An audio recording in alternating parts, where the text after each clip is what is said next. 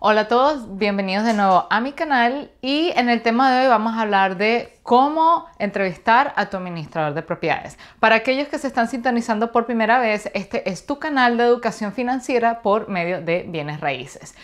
El tema de hoy se originó gracias a uno de mis suscriptores que me mandó un email preguntando cómo yo puedo entrevistar a una persona para saber si él está calificada o no para ser mi administrador de propiedades. Entonces, creé una lista de unas 25 preguntas que tú le puedes hacer a esta persona y determinar si la compañía o esta persona está apta para ser tu administrador de propiedades. Así que vamos a empezar con la lista y más o menos le voy hablando un poco del tema.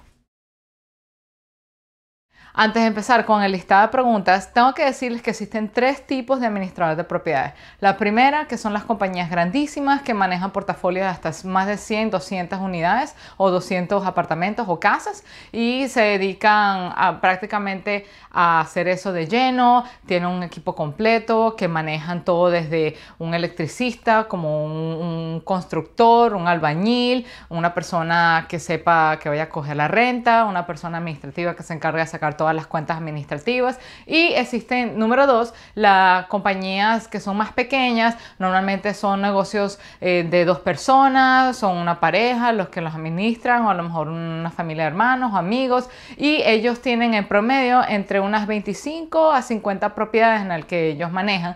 Y tercero, estás tú. Tú puedes ser tu propio administrador de propiedades y aunque no lo recomiendo, hay veces que simplemente nosotros no tenemos la capacidad de contratar a otra persona. Simplemente estamos empezando, estamos tratando de rendir la mayor cantidad de dinero posible. Yo empecé manejando mis propias propiedades porque simplemente quise aprender un poco acerca del tema y segundo, porque no tenía el dinero para pagarle a alguien. Pero con el tiempo, a medida que ustedes van expandiendo su portafolio, sí les recomiendo que empiecen a contratar a una persona para que se dedique única y exclusivamente en administrarle esas propiedades, porque ustedes van a tener que empezar a ahorrar tiempo y distribuirlo para seguir construyendo o expandiendo ese portafolio de bienes raíces que ustedes tienen. Entonces, ahora vamos a empezar con la lista y la primera pregunta que yo tengo aquí es: ¿cuántos años has estado en el negocio? ¿Por qué tú quieres aprender o por qué tú quieres hacer ese tipo de preguntas, mejor dicho? Porque una persona que no tiene experiencia no va a poder manejar tu propiedad. Una persona que no entiende lo que hace, pues vas a tener tú que enseñarle a esa persona, y hasta donde yo sé, si tú decidiste contratar a alguien, pagarle a alguien, es porque quieres utilizar la experiencia de esa persona para que tú empieces a delegar ese tipo de responsabilidades y enfocarte en otras cosas que son más importantes, como seguir expandiendo tu portafolio o pasar más tiempo con tu familia. Entonces, la regla de oro que yo digo sería por lo menos un promedio de 5 años. ¿Por qué 5 años? 5 años es lo suficiente para hacer que un negocio pase al nivel que ya van bien, por decirlo así. Eso quiere decir que esa compañía o ese equipo de personas que se dedican a administrar propiedades ya saben cómo sustentarse, saben cómo son las vueltas y obviamente el negocio les está yendo bien, porque si no ya no estarían en el mercado proveyendo ese tipo de servicios, ¿no?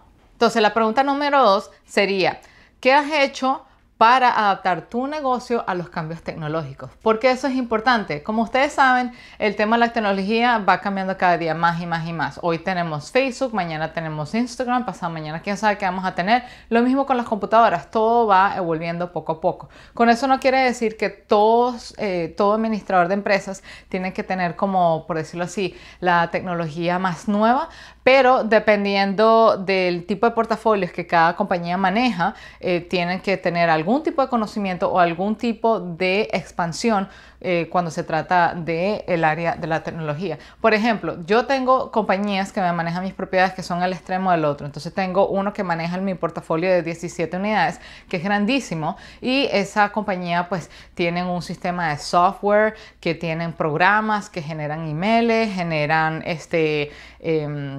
documentos al final del mes que te indica el tipo, la cantidad de renta que has recibido al mes, los gastos que has incurrido durante el mes, y tienen hasta un sistema donde tú puedes meter como una especie de ticket, por decirlo así, y pedir algún tipo de servicio. O necesito que vayan a esta unidad para pedirlo, porque les ayuda a ellos a administrar. A lo mejor ellos administran más de 200 propiedades al día. Imagínate tener todo ese proceso entrando mandándoles un email. O sea, se sería imposible mantener todo eso en orden, ¿no? En cambio, el otro administrador de propiedades que yo tengo en otro estado me maneja nada más 3 casas y son una compañía mucho más pequeña y tienen en su portafolio por ahí unas 50 propiedades, y ellos lo que hacen es que todo es re fácil. Ellos utilizan programas menos sofisticados, ellos me mandan todos los recibos por email, simplemente generan los recibos, esto es lo que nosotros cobramos, y ellos cobran sus fees, como le dicen, su servicio, cada trimestre, mientras que la compañía, que es mucho más grande, lo cobra mensual, porque ellos tienen la capacidad y los instrumentos que le permiten generar eso con la tecnología que tienen, versus esta persona que me maneja mis propiedades, que simplemente decidió hacerlo por un lado más sencillo, e igual le va bien. Entonces es con lo que tú te sientas más cómodo. Tener una compañía que tenga la mejor tecnología, la última tecnología del año, no necesariamente se equivale a que te puedan dar un buen servicio. Simplemente tienen el dinero para comprar la tecnología, pero a lo mejor no les importa manejar, o no te buscan un tipo de inquilino que se ajuste al tipo de propiedad que tú estás ofreciendo para que ellos renten. Entonces, consideren eso también, ¿no? Entonces, la pregunta número 3 es: ¿qué tipo de servicios ofrece tu compañía de administración de empresas? ¿Por qué? No todas las compañías funcionan igual. Hay compañías que simplemente te quieren ofrecer colecto tu renta. Ellos nada más, única exclusivamente se encargan de colectar la renta y rentarte el apartamento, y eso es todo. Pero hay otras compañías que te cubren de todo. Te cubren el mercadeo de la propiedad, se encargan de buscarte el inquilino, se encargan de revisar y chequear y hacerle todo el chequeo de crédito, el chequeo criminal y todo eso para ver si la persona califica o no para vivir en tu propiedad. Se encargan de arreglar las cosas, tienen un equipo de albañiles, tienen un equipo de electricistas que se encarga de resolver todo, y ellos te mandan la factura aparte, ¿no? Normalmente el servicio de manejar las propiedades se trata única y exclusivamente de manejarte la propiedad. Todo lo que viene por encima de eso, ya ellos te pasan la factura y te cobran más por el servicio, y con buena razón, porque todo depende de cada caso. Es imposible cobrar un solo porcentaje y esperar que siempre sea así, ¿no? La pregunta número 4 que yo no te recomendaría que hicieran sería: ¿de qué tamaño es tu portafolio de propiedades que manejas? ¿Por qué? Porque, vamos a decirlo así, si tienen una persona, el equipo pequeño, como le digo yo, las compañías pequeñas que son nada más de 2 o 3 personas y de repente están manejando un portafolio de más de 100 propiedades, ¿qué les haría pensar a ustedes que esa persona va a tener la capacidad y el tiempo de manejar la propiedad de ustedes? Es como que 2 personas tratando de manejar tantas propiedades al mismo tiempo, o una propiedad queda descuidada, o simplemente algo no se termina de arreglar bien, y eso no es una buena indicación. Ahora, si son compañías que son industriales, que son grandísimas, ok, a lo mejor ustedes están buscando por una compañía grande que tienen experiencia, porque ustedes tienen edificios que quieren que ellos les empiecen a manejar, y simplemente, obviamente, quieres que esa persona haya trabajado con otras personas, con otros inversionistas, con otro tipo de portafolio, porque a lo mejor ellos tienen algún tipo de experiencia que tú no has estado expuesto antes. Es como una buena oportunidad para tú aprender de ellos también, ¿no?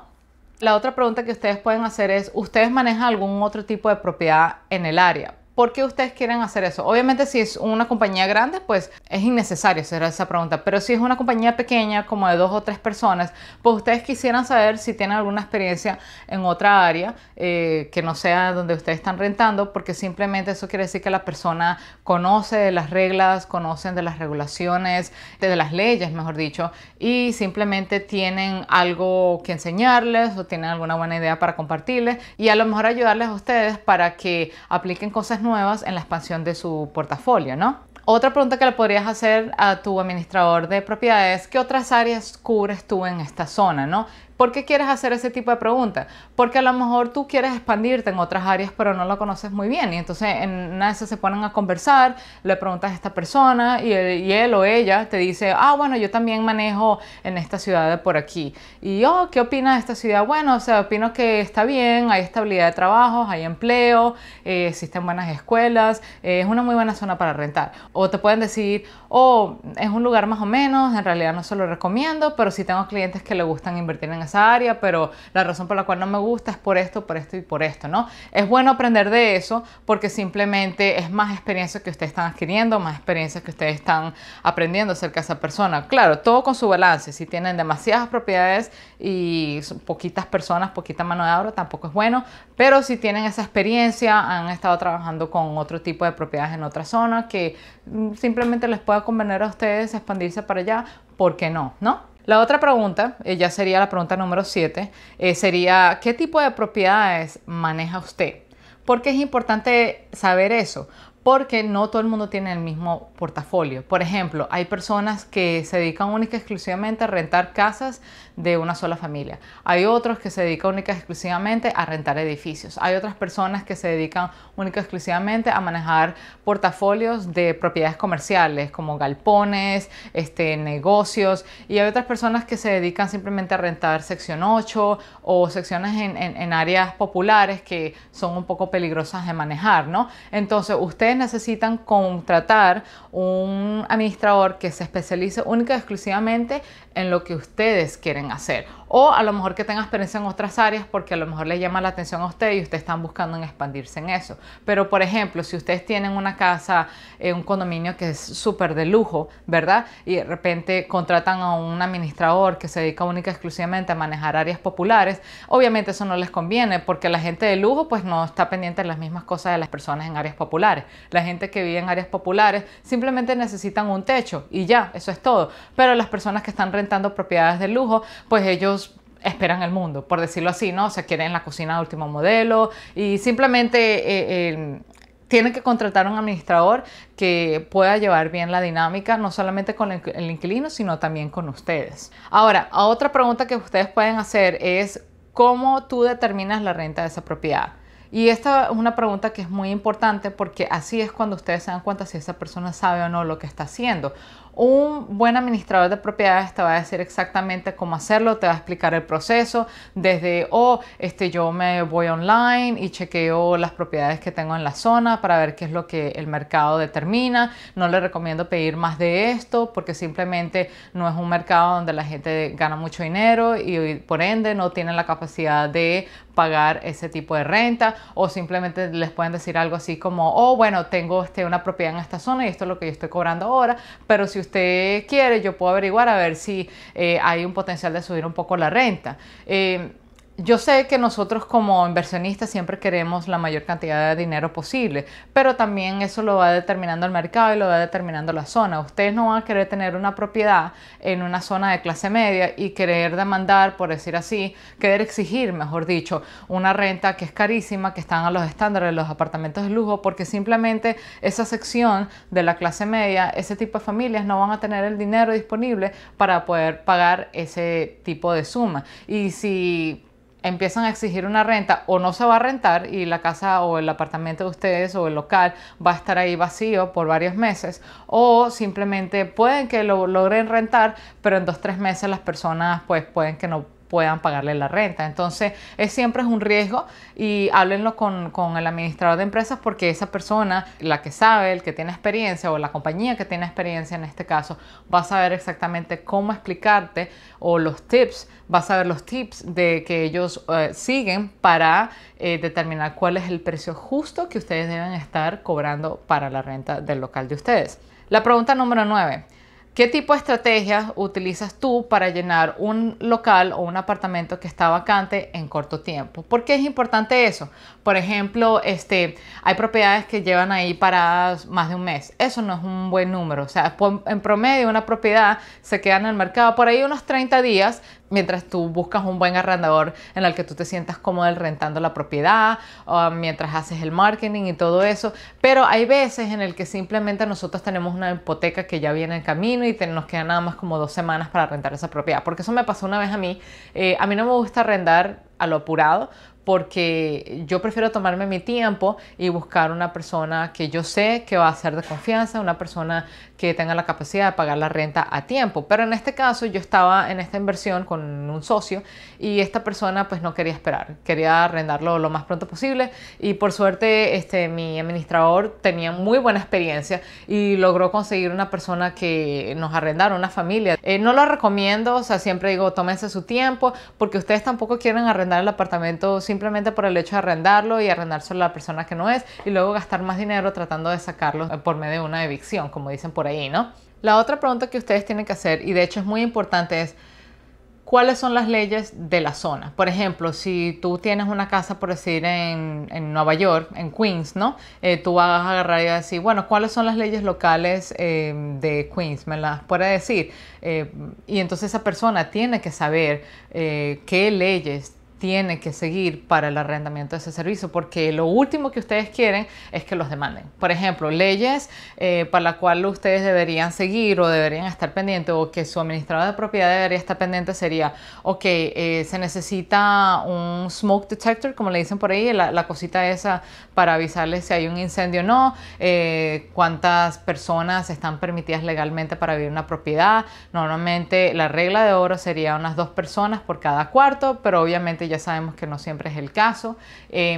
Por ejemplo, ¿cuáles son lo que le dicen acá en inglés? The protected class, que son los grupos protegidos por la ley. Grupos protegidos por la ley son familias con niños, hay arrendadores que simplemente no le quieren arrendar a niños, grupos que sean de algún tipo de religión. Por ejemplo, hay personas que quieren decir, oh, bueno, yo no quiero rentar a esta persona porque sigue esta religión, yo no quiero rentar a esta persona por X circunstancia. Entonces ustedes tienen que asegurarse que esa persona conozca las leyes locales porque no quieren meterse en problemas. Ustedes no quieren que este administrador ponga en el internet y diga, oh, no se permiten familias con niños, porque eso automáticamente ya es una demanda. Hay maneras de hacerlo públicamente sin que se vea muy obvio. Se renta la casa es ideal para una familia de adultos, una pareja recién casados, bla, bla, bla, bla, y se la llevan por ahí, ¿no? Simplemente asegúrense que esa persona sepa de las reglas y obviamente eso quiere decir que ustedes también tienen que educarse un poco de las reglas para darse cuenta si esa persona le está tomando el pelo a ustedes o no. Entonces es como un proceso de aprendizaje para ambos lados, no solamente por el lado de ese administrador, sino que por el lado de ustedes también. Pregunta número 11. Tienes un power team, como le decimos en inglés. Tu equipo tiene roles especializados, tiene responsabilidades especializadas. ¿Por qué le quieren hacer esa pregunta? Hay compañías que simplemente lo hacen todo ellos solos. Ellos son los handymans, ellos se encargan de ser electricistas y eso está bien siempre y cuando las cosas se hacen bien y siempre y cuando las cosas se resuelven a tiempo. Pero lo que ustedes no quieren es contratar a una persona que le maneje esa propiedad y esa persona no tiene ningún tipo de contacto del todo, no conoce ningún electricista, no conoce ningún albañil, porque ¿qué pasa? Cuando ustedes llegan a arrendar esa propiedad y esa propiedad llega a tener algún tipo de problema, un cortocircuito y eso, ustedes no quieren que ese arrendado se quede esperando meses antes de que le manden a alguien para que le arreglen esa propiedad. Yo estoy segura que más de uno que está viendo el capítulo de hoy ha pasado por una situación parecida en el que ustedes tuvieron un problema en la casa, en el apartamento, llaman al dueño de la casa y nada, que les manda algún tipo de ayuda. Ustedes no quieren eso, ustedes quieren una persona que sepa resolver, que tenga buenos contactos de manera que simplemente en un minuto de cualquier problema les llegue a alguien y ya resuelve esa situación en menos de unas 48 horas y que al mismo tiempo sea efectivo con el dinero, ¿no? Porque si no tienes contactos no puedes negociar descuentos, no puedes negociar materiales buenos, etcétera, etcétera, etcétera. Y por ahí ustedes van teniendo la idea, ¿no?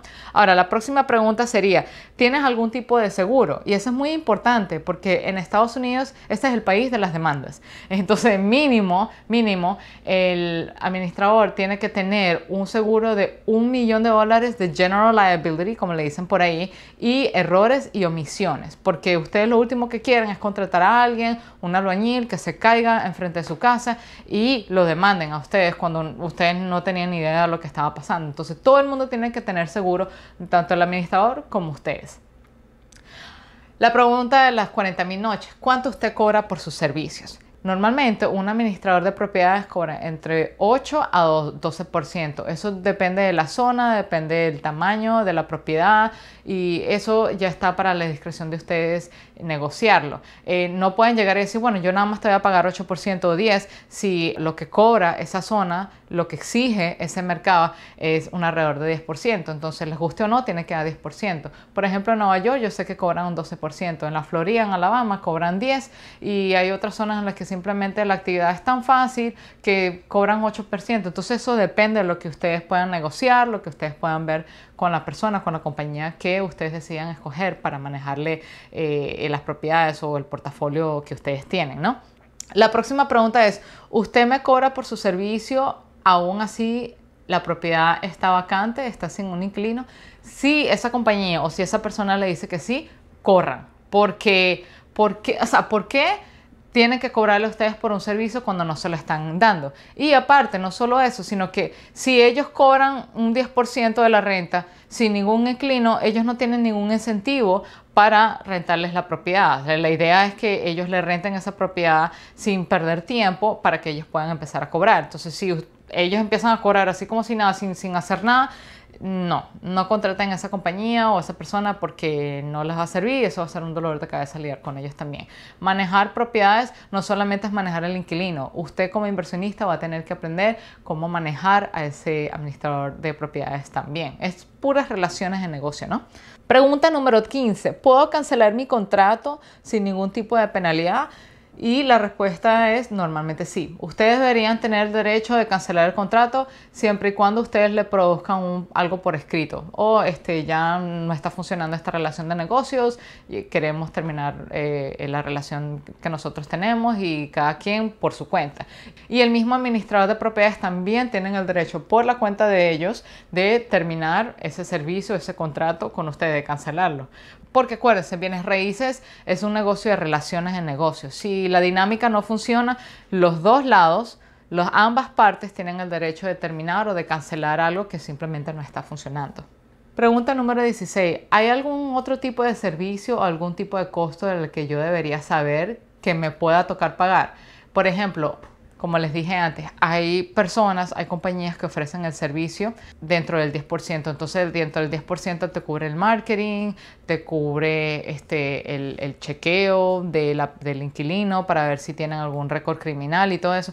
Pero hay compañías, como les digo, depende del mercado, depende del estado, en el que ese servicio no es incluido. Entonces, a lo mejor hacerle el marketing de la propiedad se tiene que pagar por separado. Hacerle el chequeo criminal, chequeo de crédito, también es algo que se tiene que pagar por separado y no es incluido como parte de la compañía. Como les digo, no es que simplemente una compañía quiera determinar o no pagárselo, no. Es lo que ese estado, lo que esa zona, lo que ese mercado requiere. Hay mercados que simplemente demandan más atención que otras. Entonces eso es algo que ustedes tienen que tener en cuenta y simplemente preguntarles, porque no vaya a ser que en una de esas les mande un recibo por sorpresa y usted, wow, no me lo esperaba, ¿por qué me estás cobrando ahora?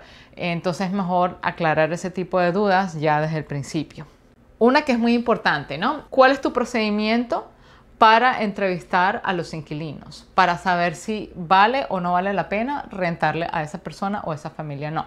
Ahora, no voy a entrar en muchos detalles porque eso va a ser el tema para otro episodio, cómo calificar a un inquilino, pero por encimita, para que tenga una idea cómo esa conversación debería ir, esa persona o esa compañía de administración, mínimo tienen que darle unas ideas de cómo ellos empiezan. Bueno, los hago que ellos llenen este formulario para que empecemos con el proceso del chequeo y luego voy a la compañía tal, o voy al website tal, o voy a la corte para ver si tienen algún problema de récord criminal, luego le chequeo el crédito, etcétera, etcétera, etcétera, para determinar si esa persona pues tiene el potencial de ser un buen inquilino o no. Otro ejemplo es referencias de trabajo, cartas de trabajo, referencias de otro landlord. Entonces esas personas tienen que por lo menos darte una idea de cómo ellos hacen ese proceso de chequeo, de ese review process, como le dicen en inglés, ¿no? Ahora, la próxima pregunta, la 18. ¿Qué porcentaje de tu portafolio se encuentra vacante? Y normalmente la regla, o sea, lo que dicen la regla de oro sería 5%. Ningún property manager, ningún administrador de propiedades debería tener más del 5% de sus propiedades vacantes. ¿Por qué existe ese vacancy? Porque hay personas que simplemente consiguen un nuevo trabajo o ahorraron lo suficiente y decidieron comprarse su propia casa. Hay las mil y unas razones que no necesariamente quiere decir que sean malas, simplemente son cosas de la vida, son las circunstancias. Y cuando estás manejando un portafolio de más de 25 propiedades, créeme, uno o dos van a poder estar vacantes por ahí. Dependiendo del tamaño del portafolio, asegúrense que no sea más del 5%.